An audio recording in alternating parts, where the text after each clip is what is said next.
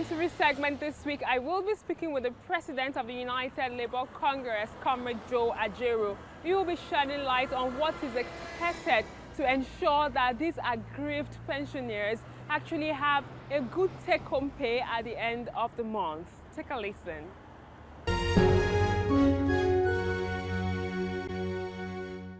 It's good to have you on the program. Thank you very much. A lot is actually happening in the labor sector, and for this week's episode, we're really concerned about the plight of pensioners in Nigeria. And there are so many pensioners that have been suffering and have not been receiving their pay as at when due. How would you rate the way Nigerians treat their senior citizens? Well, it's sad that we should be talking of non-payment of pensions to people who serve the country diligently. It's condemnable, but the situation is not changing in the country. So in other advanced economies of the world, apart from pension, retirees are entitled to other social safety nets. You have old men's allowances, old people's home, some of them are entitled to free medical services. But in Nigeria, it's the other way around. And the consequences are so much. You see a lot of corruption in the system, in the public service. Because by the time people serving realize that they were not going to receive any pension, or their pensions will be in arrears, 50 months, 30 months, or that, some will try to do one or two things that will guarantee life earning. To that extent, you see corrupt practices. So Nigerian government cannot be talking of corruption when they don't pay pensioners. So I think the way they are treated in this country is not proper. Moving forward, looking at this particular situation whereby we have a certain or some certain workers from the Nigerian Security, Minting and Printing Company, whereby we have over 1,000 workers being disengaged from work and some forcefully retired. We have about 600 of them now, right now as I speak, that are receiving 1,200 as salary every month.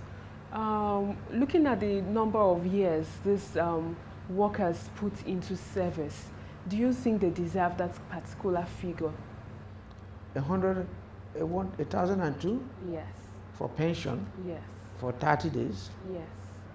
Well, this one is unbelievable, because I wouldn't know the basis for such calculation. And I used to think that pension is usually subject to review each time salaries are reviewed. A certain percentage of salary, is supposed to be used for the review of pension. So if anybody is paying a Nigerian 1,200, that person may be living in the mass. It's unacceptable and should not be encouraged. And when you mention security and minting, ordinarily those should be the people that are best paid, whether serving or retired. So I don't think that's the best thing, unless there's something they're not telling us. Unless they have outsourced pension, as usual. Because their pension their salaries and pensions should be higher than even the public service salaries and pension, because there are some class of workers, even when they're in the public service, like the central bank and the NNPC and all those on, they are not paid the public servants, the salaries of public servants. Now that's where I feel that of Mint should fall into. And if it were to be so, how can you pay somebody 1,200? It's unacceptable and should not be contemplated. With your experience as a labor leader who actually fought for over 50,000 workers during the privatization of NEPA, which is now PHCN, what do you think should be the modalities to ensure that these workers actually receive better? Well, I think if you look at it critically, you discover that I'm not sure that workers in that sector are unionized. Now, by the time you see government or the state saying no to unionization, the end result is the further pauperization of the workers and pensioners.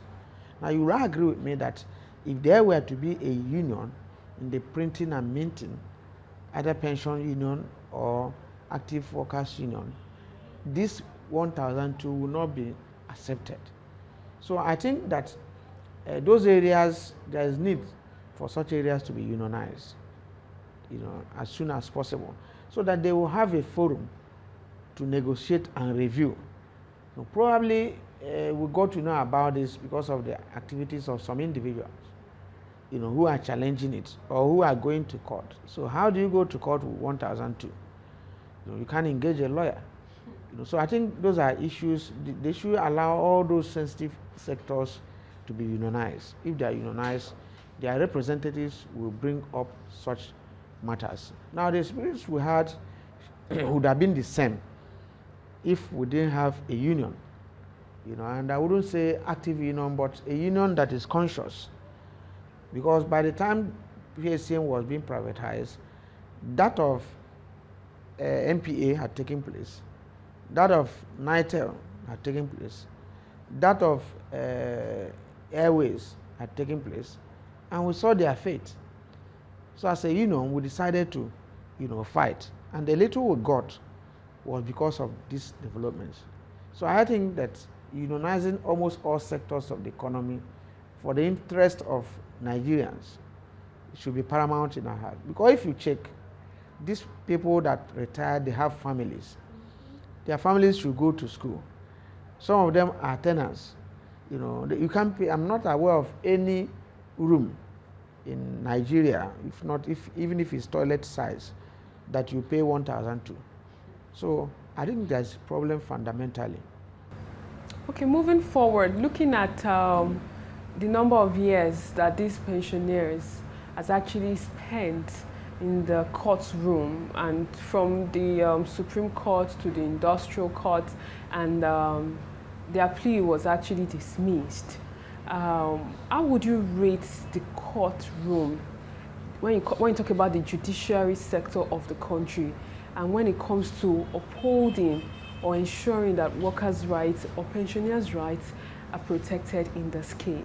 Well, before now, I think there should be further amendment of the industrial court law. Before now, the industrial court used to be speedy. It was open for we unionists to go there and defend ourselves. We were winning cases. It wasn't the type that was specialized that you must hire lawyers.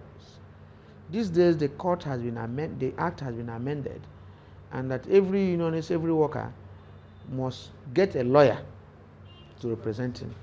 Now, if you look at it critically, will it be possible for somebody who earns 1,200 or even 20,000 as pension to be able to hire a lawyer? The answer, the answer is no. So I think there is need for further amendment. Besides, there is need to give accelerated hearing on issues that has to do with pension and salaries, because most employers of labor, push matters to the court and say when they are tired, they will go home. Majority of the people, probably who are pensioners who are not paid, die while pursuing such cases. I think such are the cases that will be handled under human interest cases that should not last beyond 1 month. So if the courts are lacking judges and lawyers, I think there should be need for that to be facilitated. It's unacceptable for a case that somebody is taken to court for dismissal from service or termination or non-payment of service to last for more than 2-3 months, because there is no way the person will fund that process. So until Nigerians and our leaders start to look at, the interest of workers, the interest of the masses, and how they suffer, then things will not get right. And I'm saying this generally, in the judicial process, there should be a human angle to it, because the law is made for man, and not man for the law. All right, finally, and moving forward, what's your final take as regards the mint and print pensioners? What do you think can be done as a matter of urgency? I tried to get the side of the company, but they don't have any communications person, they only have a legal team. What do you think can be done to ensure that probably the story of these workers are being heard? Well, I think what is going to happen is that with this mention, there is need to fight that situation before. You know, I think in the early 90s, they equally dismissed some staff. Yeah, it started from 1999. Yeah, and there was a forum, you know, one Zikrinahu, whatever, in Kano, and others led to wage some war, you know, Mint Workers Forum. I think those ones wanted to have a union then, and they were dismissed. And some of them were not, and some other obnoxious practices then. There is need again. There is need again to renew, you know, a new agitation in that sector. There is need, and we are going to take it up from there if we have contact with the people affected, notwithstanding the issue of legality or not, because it's unacceptable that you pay somebody 1,200 and you say you are mint. You know, then you are not in this planet. You are not going the same market you are going. So it will be brought to the public opinion, and we discuss it, and we match there. You know, whether they are serving the interests of Nigerians or serving any other interests, time shall tell. So we are going to make contact and see how it goes. Nobody in this country, nobody is above the law, and nobody is mandated based on his privileged position to undermine the interests of others or to punish them to death. Whoever is doing this, that is paying somebody 1,200, is not only wicked, he's not supposed to live. It was nice having you on the show. Thank you very much. And that's all we can take on today's edition of the program. Join us next week for a fresh edition of the show. I am Sharon Ijason. Thanks for watching, and remember, labor creates wealth.